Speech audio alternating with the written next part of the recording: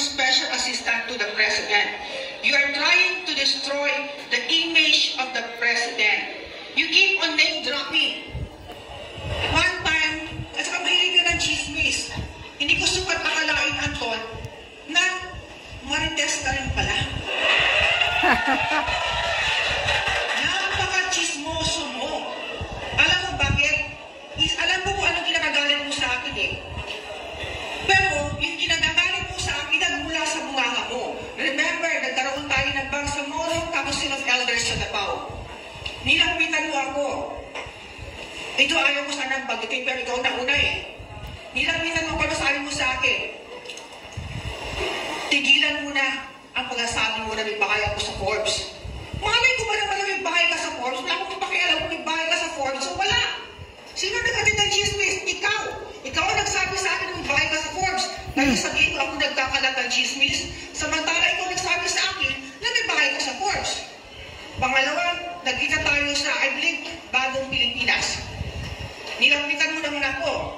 Ang sabi mo sa akin, Anton, oh, wala na rin yung mga babae ko, wala na rin yung mga abogado mo na ayaw mo. Kung sino siya? Para mahinto ka na. Mahinto na siya, sabi ko yung nabuntis ako. Kung sino yun siya? Ewan ko. Sabi ko, nung tinilang mo kung sino wala. Kung si Joey pa? Ikaw ang naghatid ng chismis sa akin. Ikaw ang nagbigay sa akin nang meron ka pala nabuntisan. Kasi wala naman yung sa isip ko. Ikaw ang naghatid ng chismis. May nabuntisan, ha? Lagdameo. Abogado mo, pakialam mo sa bahay mo, wala akong pakialam sa'yo. Buhay mo yan, may buhay ako, at ikaw ang naghatid ng chismis sa akin, at ngayon ikaw ang galit sa akin. Samantala sa bunganga mo galing yung mga chismis. Ikaw ang naghatid ng chismis. Not only yung ganda, lahat ng departamento, pumunta ka lang ng CSO, tinatid mo rin yung chismis na yan. Hindi ko sukat akalain, Special Assistant to the President, napaka-chismosong lalaki, Marites. Nagkaroon tayo ng congressional hearing about the Black Land. Through the Peace and Reconciliation Chairman, Congresswoman Tan Shamin Tan.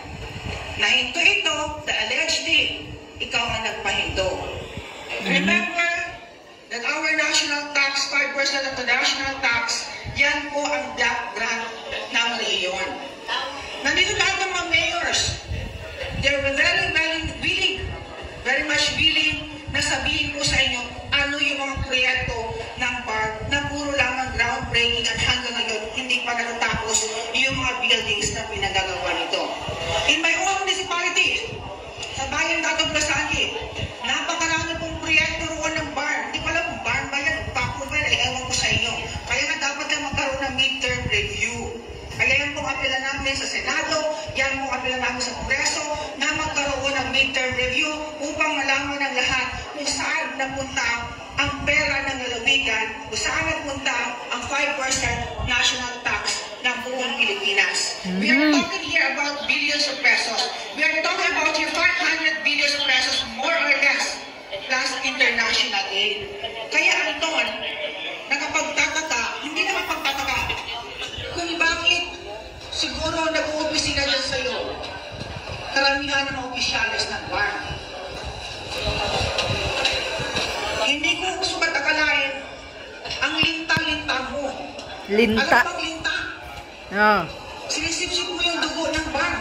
Lagdameo, isang linta. Kagabi, alam mo kayo pa ni Governor Tamayo. Imagine a Christian, nagsasabi ko, nagdala-dala ko si Ustaz Wahid, you may lead now the Sapa. We have the copy of that. And I believe some of you naka-receive na rin ng video na yun. A governor coming outside from farm, siya naghihikayat, ang Christian, magsapa doon yung mga Muslim. Tayo. Nakita niyo ba siguro yung video na yun? Sino nakita doon? Halos naman majority siya yung nakita. Ano ginagawa sa atin? Yung mga fighters natin na mga jihad, ngayon para yung mga kalabaw na may kadena sa ilong. Tapos saan gusto nilain, doon pupunta yung kalabaw. Sana yung napunta ang prinsipyo ninyo. Kaya nga sabi ko sa Anton, Ako'y naaawa sa'yo dahil saan ka makita? Isang gobernador. You proclaim one governor. Then you proclaim two vice governors. You proclaim two congressmen. Ganun na ba tayo mabobo? Napakalit ng tingin sa atin. Ganun na ba tayo kabobo? Ang sasabihin na doon, ikaw congressman, ikaw vice governor, bahala na kayo sa boto nyo, basta huwag kayo mag-away-away. Bakit di pala kayo pumili ng isa doon? But anyway, I'm very much happy na ginawa niyo po yun. I'm very much happy that you proclaim the winner. Kumbaga, lumilinaw ang tubig para sa amin.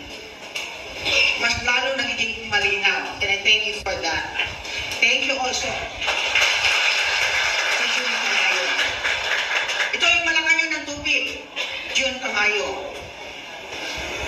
Alam mo, sinumubong yung presidente, nakikialam kami sa South Cotabato. Ikaw nga ang umiikot sa buong lalawigan ng Maguindanao, sa buong rehiyon ng Bar, para magkatag ang PFP. Tapos sasabihin mo kami nakikialam ng South Cotabato, mali atang pinapaabot mo kay presidente. Mukhang nagsisinungaling ka, June Tamayo. Ikaw ang nag-ikot, ikaw ang nagpapatawag, o saan mo? Narinig pa nga yung video mo. Yung nangyari sa Lanao, kaya po nagsalita si Mayor Aida. Ngayon sabihin mo kami ang nagugulo ng South Cotabato. Ikaw po ang nagugulo, June Tamayo, using the name of Malacanang, name-dropping the name of the President. Nasisira niyo po ang magandang imahe ng ating mahal na Pangulo. Saan ba makita? There was a candidate. May isa pa tayong kandidato. I won't mention the name. But hindi ko siya pagkakalain na may Malacanang na pala ang Lanao del Sur. May tumawag doon. Alam mo ko sino Malacanang ng Lanao del Sur? Si Nasir Pangandaman. Sabi niya sa Malacanang. Marami na palang Malacanang. Alam ko sa Malacanang, building yan, opisina. Hindi nagsasalita. Opisina pa siya kung sinabing Malacanang. Use your name. Gamitin yung pangalan, huwag sabihin, Malacanang ito, tapos sinatakot yung mga mayors namin. Tapos kayo pa ang magdikta. Ganitong araw kayo mag-file. Alam niyo ba sa mga Muslim, meron tayong pamahiin na we always believe kung saan yung magandang araw at ano yung magandang oras. Dahil yan ang sinundan natin through our Prophet Muhammad. Through our Prophet Muhammad sallallahu alaihi wasallam. Tinuro sa atin yan magandang oras, magandang araw, at ngayon kayo ang nagdidikta, June Tamayo, kung kailan mag-file ang mga kandidato sa lalawigan ng Maguindanao del Sur at maging sa lalawigan ng Maguindanao del Norte. Para bang ginagawa yung robot, samantalang hindi naman kayo taga rito. Hayaan nyo kami ang mamili, hayaan nyo ang taong bayan ang mamili kung sino ang gusto namin maging leader. Alam mo, isang palinta, babagin na lang natin linta si Anton, na linta talaga siya eh. Hindi lang linta, kundi zombie pa. Paano ko sinasabing zombie? At hindi makita mo siya, ang itim-itim nandito na yung mata niya, parang walang tulog. Ang itim-itim dito parang nagdamo. Hindi walang tulog, baka nakasuyop yan si Anton. Nakapulburon, baka nakapulburon yan. Nagkakaroon tayo ng during our Bangsamoro Council of Elders. Parami ng banyo, sigot ka ng sigot, ang nakarap po ng mga gobernador. Kaya I'm appealing to our dear President na sana maglagay tayo ng special assistant to the President na kaaya-aya. Hindi ang umarap sa mga gobernador na parang hindi ko pa talaga nakita yung tao na ito na hindi malamang sigot. Para bang maraming sinisikon. Tapos paus. Hindi ko maintindihan. Paano ba magsalita ng paus? Parang nagabas tayo na yun eh. Sumisinghot kasi ng pulburon. Gusto ko sana pausan karoon niya ako paus. Imagine that, pinapakialaman tayo. Ano ba ang meron na pinagalaban mo sa bar? Okay lang, wala kayong pakialam sa rehiyon. Pero bakit pinagpakialaman mo? Pati yung probinsya. Doon kami nagtataka.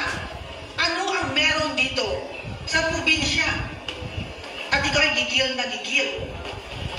Dahil ba sa bilyon-bilyong pagmamahal? Ha?